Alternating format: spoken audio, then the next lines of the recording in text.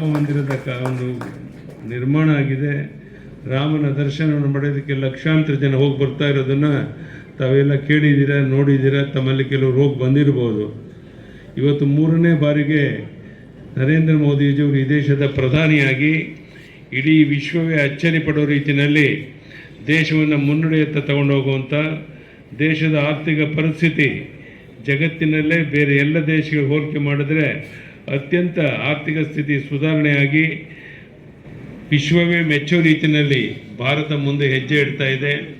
ಇಡೀ ವಿಶ್ವದ ನಾಯಕರು ಯಾವುದೇ ಒಂದು ಸಂದರ್ಭದಲ್ಲಿ ನರೇಂದ್ರ ಮೋದಿಜಿಯವರು ಏನು ಹೇಳ್ತಾರೆ ಅಂತ ಕಾದು ಕುಂತಿರೋದನ್ನು ತಾವೆಲ್ಲ ಗಮನಿಸ್ತಾ ಇದ್ದೀರಾ. ಅಂಥ ಮಹಾನ್ ನಾಯಕನ ಒಂದು ನೇತೃತ್ವದಲ್ಲಿ ಪಕ್ಷವನ್ನು ಮುಂದೂಡ್ಕೊಂಡು ಹೋಗುವಂಥ ಪ್ರಯತ್ನ ನಾವು ನೀವೆಲ್ಲ ಸೇರಿ ಮಾಡಬೇಕಾಗಿದೆ. ಇವತ್ತು ಯಾವುದೋ ಒಂದು ಕಾರಣಕ್ಕಾಗಿ ಕರ್ನಾಟಕದಲ್ಲಿ ಮುನ್ನಡೆ ಆಗಿರಬಹುದು, ಆದರೆ ಲೋಕಸಭಾ ಚುನಾವಣೆಯಲ್ಲಿ ನಮ್ಮೆಲ್ಲರ ಶಕ್ತಿ ಮೀರಿ ನಾವು JDS ಸೇರಿ 19 ಕ್ಷೇತ್ರನ ಗೆದ್ದಿದ್ದೇವೆ. 1-2 ಕ್ಷೇತ್ರ ಸ್ವಲ್ಪ ಅಂತರದಲ್ಲಿ ನಾವು ಸೋತಿರ್ಬೋದು. ಆದರೆ ಬರುವಂಥ ದಿವಸಗಳಲ್ಲಿ ನೀವೆಲ್ಲ ಶ್ರಮ ಹಾಕಿದ್ರೆ, ನಾವೆಲ್ಲ ಒಟ್ಟಾಗಿ ಕೆಲಸ ಮಾಡಿದ್ರೆ ಮತ್ತೊಮ್ಮೆ ಕರ್ನಾಟಕದಲ್ಲಿ BJP ಸರ್ಕಾರವನ್ನು ಆದಷ್ಟು ಬೇಗ ತರೋದಕ್ಕೆ ಸಾಧ್ಯ ಇದೆ.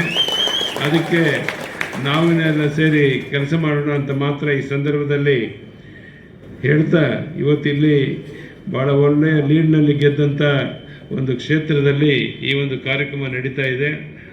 ಭಾಳ ಸುಂದರವಾದ ಒಂದು ಸ್ವಂತ ಕಟ್ಟಡವನ್ನು ತಾವು ಕಟ್ಟಿರುವಂಥದ್ದು ಅತ್ಯಂತ ಸ್ವಾಗತಾರ್ಹ ಸಂಗತಿ. ಅಪರೂಪದ ಒಂದು ಕಾರ್ಯಕ್ರಮದಲ್ಲಿ ನಾನು ಭಾಗವಹಿಸುವಂಥ ಅವಕಾಶವನ್ನು ತಾವೆಲ್ಲ ಮಾಡಿಕೊಟ್ಟಿದ್ದಾರೆ.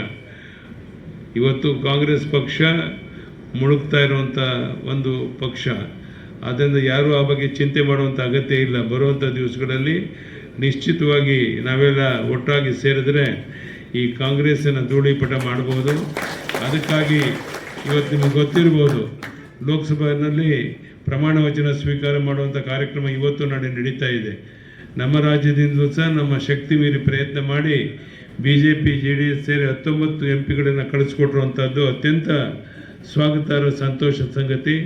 ಬರುವಂಥ ದಿನಗಳಲ್ಲಿ ನಾವು JDS ಸೇರಿ ಇನ್ನೂ ಹೆಚ್ಚಿನ ಒಂದು ಗೆಲುವನ್ನು ಸಾಧಿಸೋಣ ಅಂತ ಈ ಸಂದರ್ಭದಲ್ಲಿ ಹೇಳ್ತಾ, ಇವತ್ತು ವಿದ್ಯುತ್ ದರವನ್ನು ಜಾಸ್ತಿ ಮಾಡುವಂಥದ್ದು, ಸಾರಿಗೆ ದರವನ್ನು ಜಾಸ್ತಿ ಮಾಡುವಂಥದ್ದು ಅಲ್ಲದೆ ಇಲ್ಲಿರುವಂಥ ಒಂದು ಉಸಿರು ಕಟ್ಟುವಂಥ ಪರಿಸ್ಥಿತಿ ಬಂದಿರೋದನ್ನು ನೀವೆಲ್ಲ ನೋಡ್ತಾ ಇದ್ದೀರಾ.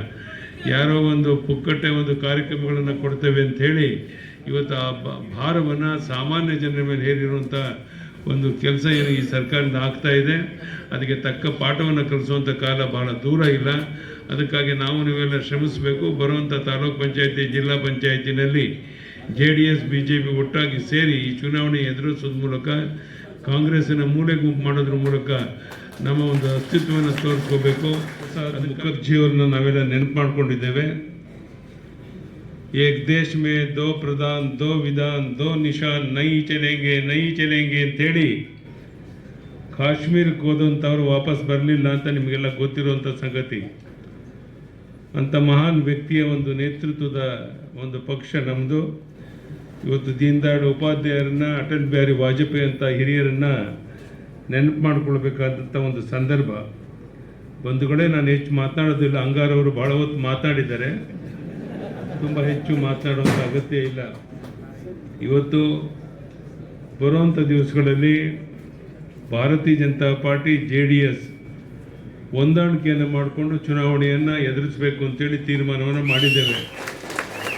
ಅದು ಗ್ರಾಮ ಪಂಚಾಯತಿ ಇರ್ಬೋದು, ತಾಲೂಕ್ ಪಂಚಾಯತಿ ಇರ್ಬೋದು, ಜಿಲ್ಲಾ ಪಂಚಾಯತಿ ಇರ್ಬೋದು, ಯಾವುದೇ ಚುನಾವಣೆ ಇರ್ಬೋದು, ನಾವು JDS ಹೊಂದಾಣಿಕೆ ಮಾಡ್ಕೊಂಡು ಹೋದಾಗ ಮಾತ್ರ ನಾವು ಈ ಭ್ರಷ್ಟ ಕಾಂಗ್ರೆಸ್ಸನ್ನು ಕಿತ್ತೊಗೆಯೋಕ್ಕೆ ಸಾಧ್ಯ ಇದೆ ಅನ್ನೋದು ನಿಮಗೆಲ್ಲ ಗೊತ್ತಿರುವಂಥ ಸಂಗತಿ.